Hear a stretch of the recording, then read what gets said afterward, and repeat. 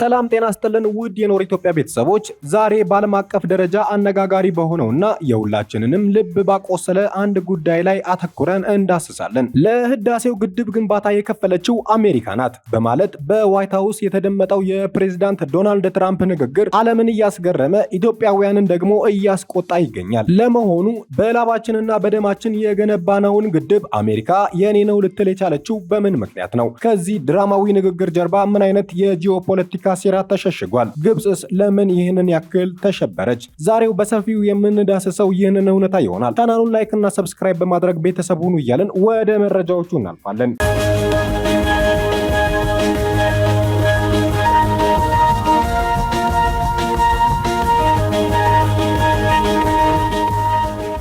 የዓለምን ፖለቲካ ያናወጠው የትራምፕ ንግግር። የህዳሴውን ግድብ የገነባቸው አሜሪካ ናት። በዋሽንግተን ዲሲ የሚገኘው የዋይት ሃውስ የዜና ማዕከል ዛሬ ያልተለመደ ድባብ አስተናግዷል። ፕሬዚዳንት ዶናልድ ትራምፕ በስልጣን ዘመናቸው ያስመዘገቡትን የውጭ ግንኙነት ስኬት ለማብሰር በሰጡት መግለጫ መላውን ዓለም በተለይም የምስራቅ አፍሪካን የፖለቲካ አየር የለወጠ የቃላት ቦምብ ጥለዋል። ፕሬዚዳንቱ በንግግራቸው መካከል ስለ ታላቁ የህዳሴ ግድብ የሰጡት አስተያየት የታሪክ እውነታንና የጂኦፖለቲካንን ሚዛን የሳተ ቢሆንም ለአድማጭ ግን እጅግ አጓጊና አስደናቂ ሆኗል። የዓለም አዳኙ ድራማዊ ትረካ። ትራምፕ ንግግራቸውን የጀመሩት ራሳቸውን እንደ ዓለም ብቸኛ የሰላም መሐንዲስ በመሳል ነው። በ10 ወራት ውስጥ ብቻ 8 ማለቂያ የሌላቸውን ጦርነት አስቆሚያለሁ ሲሉ ክፍሉ በዝምታ ተውጧል። ፕሬዚዳንቱ እንደ ካምቦዲያና ታይላንድ፣ ኮሶቮና ሰርቢያ እንደዚሁም በኮንጎና ሩዋንዳ መካከል የነበሩትን ለዓመታት የዘለቁትን ደም አፋሳሽ ግጭቶች በውይይት ብቻ እንደፈቱ ገልጸዋል። በተለይ ስለ ህንድና ፓኪስታን የሰጡት ማብራሪያ እጅግ ድራማዊ ነበር።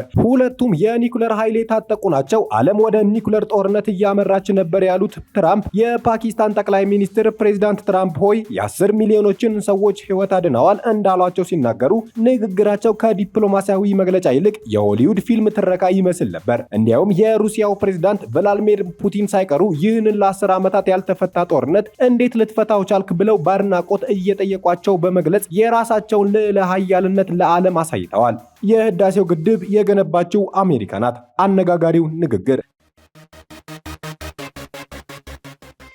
ነገር ግን የዛሬው መግለጫ እጅግ አነጋጋሪ ያደረገው ስለ ኢትዮጵያ ግብጽ የሰጡት አስተያየት ነው። ትራምፕ በልበ ሙሉነት እንደዚህ አሉ።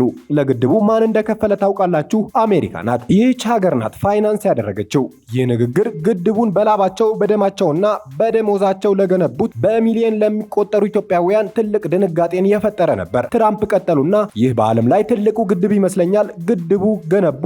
እኔ ይህንን እንዲሆን እንዴት ፈቀዳችሁ አልኩኝ። ምናልባት ዴሞክራት ፕሬዝዳንት ሊሆን ይችላል ይህንን የፈቀደው በማለት ጉዳዩን ከታሪክ እውነታነት ይልቅ ወደ አሜሪካ የውስጥ ፖለቲካ ፍጆታነት ቀይረውታል። ፕሬዝዳንቱ ግድቡ የኢትዮጵያ የብሔራዊ ኩራት ምልክት መሆኑንና ሙሉ በሙሉ በሀገር ውስጥ አቅም የተገነባ መሆኑን ችላ በማለት ለአድማጮቻቸው አሜሪካ የዓለም ሀብት ባለቤት ናት የሚል መልእክት አስተላልፈዋል። ስለ ግብጽ ስጋት ሲናገሩም ግብጽ በናይል ላይ በቂ ውሃ የላትም፣ ውሃውን ለመዝናኛ ለጉዞና ለቱሪዝም ይጠቀሙበታል በማለት የውሃውን ጉዳይ ከህልውና ጥያቄ ይልቅ ወደ አኗኗር ዘይቤ ዝቅ አድርገውታል። ሆኖም ግን አሁን ያንን ጉዳይ መፍታት አለብኝ ማለታቸው ዋሽንግተን በቀጣይ በኢትዮጵያ ላይ ከባድ የዲፕሎማሲያዊ ጫና ልታሳርፍ እንደምትችል ፍንጭ ሰጥቷል። ከትረካው ጀርባ ያለው የጂኦፖለቲካ ሚስጥር። ትራምፕ ለምን እንደዚህ አሉ? አሜሪካስ ከዚህ ምን ትጠቀማለች የሚለው ጥያቄ የብዙዎች አጀንዳ ሆኗል። ይህ ንግግር 3 ትልቅ ስልታዊ ግቦች ያሉት ይመስላል። የመጀመሪያው የግብጽን ታማኝነት ማረጋገጥ። ግብጽ በመካከለኛው ምስራቅና በሰሜን አፍሪካ የአሜሪካ ቁልፍ ስልታዊ አጋር ናት። ትራምፕ ለግብጽ ወግነው መናገራቸው አሜሪካ የአረብ ሀገራትን ጥቅም እንደምትጠብቅ በማሳየት በክልሉ ያለውን ተሰሚነት ለማጠናከር ነው። ሁለተኛው አሜሪካ ፈርስት እና የገንዘብ ፖለቲካ። ትራምፕ እኛንን የከፈልነው በማለት የሐሰት ትረካ የፈጠሩት የአሜሪካ ግብር ከፋዮችን ቀልብ ለመሳብ ነው። የእናንተ ገንዘብ ወደ ውጭ ሀገር እየፈሰሰ ነው የሚል ስጋት በመፍጠር ለቀጣዩ ምርጫ የህዝብ ድጋፍ ለማግኘት ተጠቅሞበታል። ሶስተኛው የቻይናን ተጽዕኖ መገዳደር። ኢትዮጵያ በአፍሪካ ቀንድ ያላትን ግዙፍ ተጽዕኖ ከቻይና ጋር ያላት ጥብቅ ግንኙነት ዋሽንግተንን ያሳስባታል። ትራምፕ በግድቡ ጉዳይ ላይ ጣልቃ በመግባት እኔ ካልፈቀድኩ ምንም አይሆንም የሚል መልእክት በመላክ ኢትዮጵያ ፊቷን ወደ ምዕራባውያን እንድታዞር ጫና እያደረጉ ይገኛል። ትራምፕ ይህ ንግግር ተራ መግለጫ ሳይሆን አዲስ የዲፕሎማሲያዊ ጦርነት አዋጅ ይመስላል። ፕሬዝዳንቱ ጦርነቶችን አስቆምኩ ቢሉም ስለ ህዳሴው ግድብ የሰጡት አስተያየት ግን አዲስ ውጥረትን ሊቀሰቅስ እንደሚችል ባለሙያዎች ይተነበያሉ። ኢትዮጵያ የራሴን ግድብ በገዛ ገንዘቤ ገንብቻለሁ የሚለው እውነታ ለዓለም ለማስረዳት አሁን ከባድ የቤት ስራ ይጠብቃታል። ትራምፕ ደግሞ የአሜሪካ ገንዘብ ያለበት ጉዳይ ነው የሚለውን የተሳሳተ ትረካ ተጠቅመው በድርድር ጠረጴዛ በዛው ላይ ኢትዮጵያን ለማስገደድ እንደሚሞክሩ ግልጽ ነው። የዓለም ፖለቲካ በዶናልድ ትራምፕ እጅ ሆኖ አስደናቂም አስፈሪም ጉዞዋን ቀጥላለች። ነገ ከዋሽንግተን ከካይሮ ወይንም ከአዲስ አበባ የሚወጣው ምላሽ ምን ይሆን? ዓለም ትንፋሿን አጥብቃ እየጠበቀች ትገኛለች። ታዲያ በዚህ ጉዳይ ግብጽ ለምን ተሸበረች? የኢትዮጵያ የዲፕሎማሲ ድል ሚስጥር። የዓለም ፖለቲካ መድረክ በታላቁ የህዳሴ ግድብ በናይል ውሃ ዙሪያ አዲስና እጅግ አስገራሚ ትዕይንቶችን እያስተናገደ ይገኛል። በአንድ በኩል ፕሬዝዳንት ዶናልድ ትራምፕ ለግድቡ የከፈልነው እኛ ነን የሚል ድራማዊ ንግግር ሲሰነዝሩ፣ በሌላ በኩል ደግሞ ካይሮ በታሪኳ አይታው የማታውቀው የበላይነትን የማጣት ስጋት ውስጥ ወድቃለች። ነገር ግን ለዚህ ሁሉ ምስቅልቅል መፍትሄ የሚሆን አንድ ትልቅ ታሪካዊ ተሞክሮ ከመካከለኛው ምስራቅ ብቅ ብሏል። የእስራኤልና የዮርዳኖስ የውሃ ስምምነት። እስራኤልና ዮርዳኖስ በ1994 የፈረሙት የዋዲ አረባ የሰላም ስምምነት ለናይል ተፋሰስ ሀገራት ትልቅ የቤት ስራ ጥሎ አልፏል። ለዘመናት በጠላትነት ይፈራረጁ የነበሩት እነዚህ ሁለት ሀገራት ውሃን እንደ ፖለቲካ መሳሪያ ከመጠቀም ይልቅ እንደ ጋራ የልማት ጸጋ ለመጠቀም ተስማምተዋል።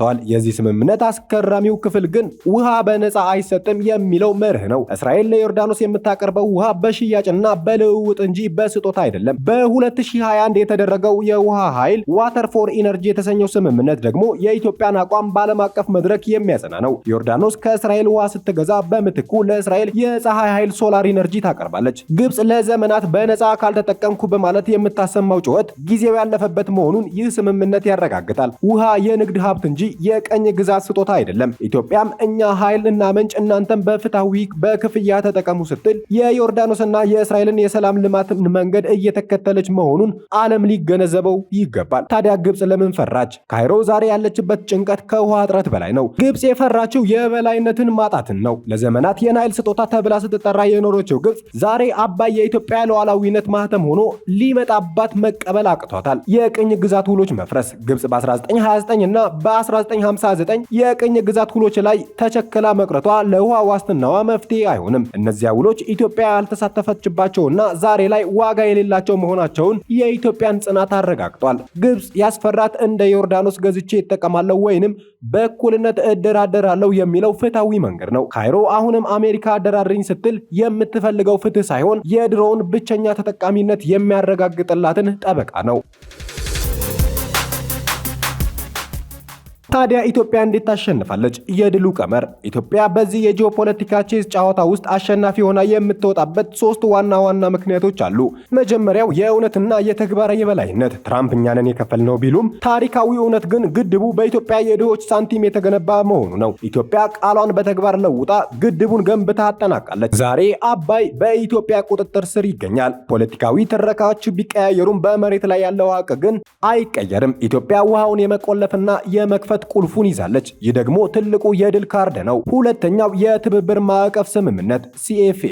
ኢትዮጵያ ብቻዋን አይደለችም። አብዛኛዎቹ የላይኛው ተፋሰስ ሀገራት የኢትዮጵያን ፍትሃዊ የውሃ አጠቃቀም መርህ ደግፈዋል። ግብጽ አሁንም ብቻዬን ካልበላሁ እያለች ስትጮህ፣ ኢትዮጵያ ግን አብረን እንልማ የሚል የክልላዊ ትስስር ራዕይ ይዛ ቀርባለች። ይህ የሞራል የበላይነት ኢትዮጵያን በዓለም አቀፍ ሕግ ፊት ተሰሚ ያደርጋታል። ሶስተኛው የኢኮኖሚ ትስስር ኢነርጂ ዲፕሎማሲ። ኢትዮጵያ የምታመርተው ርካሽ የኤሌክትሪክ ኃይል ለምስራቅ አፍሪካ ብቻ ሳይሆን ለግብጽም ጭምር መድኃኒት ነው። ግብጽ ዛሬ የኢትዮጵያን ኃይል በመቃወም ብታጠፋም ነገር ግን ለኢንዱስትሪዎቿ የሚሆን ርካሽ ኃይል ፍለጋ ወደ አዲስ አበባ መምጣቷ አይቀሬ ነው። ልክ እንደ እስራኤልና ዮርዳኖስ ውሃ በኃይል የሚለው ቀመር መተግበር ሲጀምር ኢትዮጵያ የክልሉ የኢነርጂ ማዕከል ወይንም ኢነርጂ ሀብ በመሆን በዲፕሎማሲው የበላይነቱን ትይዛለች። ፕሬዚዳንት ትራምፕ በናይል ጉዳይ ጣልቃ መግባት ከፈለጉ ግብጽን ከነጻ ተጠቃሚነት ቅዠት አውጥተው ወደ ፍትሃዊ ክፍያና ትብብር እውነታ ሊያመጧት ይገባል። አሜሪካ እስራኤልን ዮርዳኖስን እንዳስማማቸው ሁሉ በናይል ላይም ሰላም ሊመጣ የሚችለው የኢትዮጵያን ሉዓላዊነት በማክበርና ውሃውን እንደ ንግድ ሀብት በመቁጠር ብቻ ነው። ኢትዮጵያ